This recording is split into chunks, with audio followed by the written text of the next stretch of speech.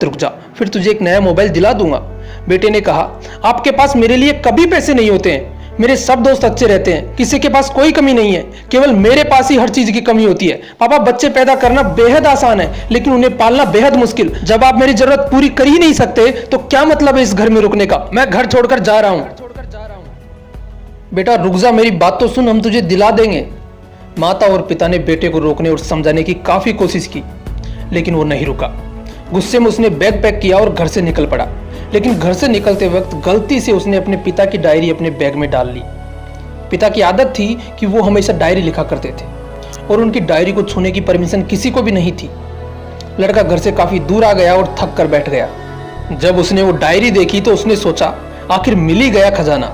आज पता चल जाएगा कि मेरे पिताजी ने कहां कहां दौलत छुपा रखी है और उन्हें किन किन लोगों से पैसे लेने हैं, और सारा का सारा लेखा जोखा आज मुझे मिल जाएगा।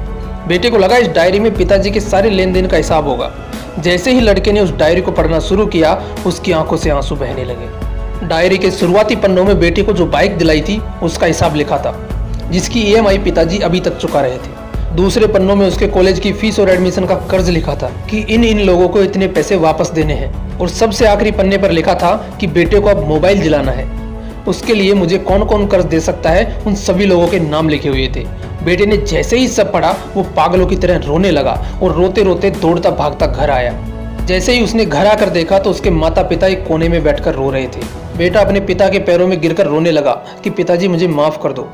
पिता ने कहा, बेटा तू मत रो, तुझे मोबाइल मिल जाएगा। बेटे ने कहा, पिताजी मुझे आपसे कुछ नहीं चाहिए, मुझे पता चल चुका है आप इस डायरी में हम लोगों से क्या छुपाते थे। मैं अब आपको कोई काम नहीं करने दूंगा, मैं मेहनत करके सब कुछ ठीक करूंगा। ये सुनकर पिताजी ने बेटे को गले से लगा लिया।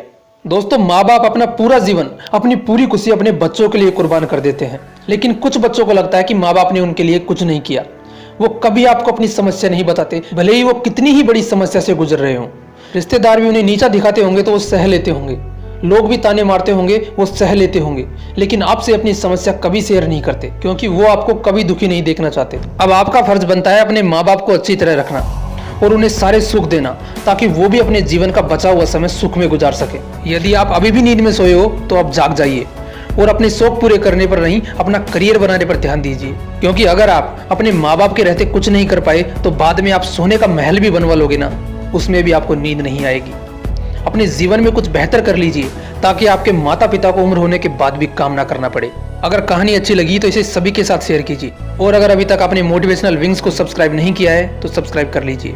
मिलते हैं नेक्स्ट वीडियो में एक नए मोटिवेशन के साथ। जय हिंद, जय भारत।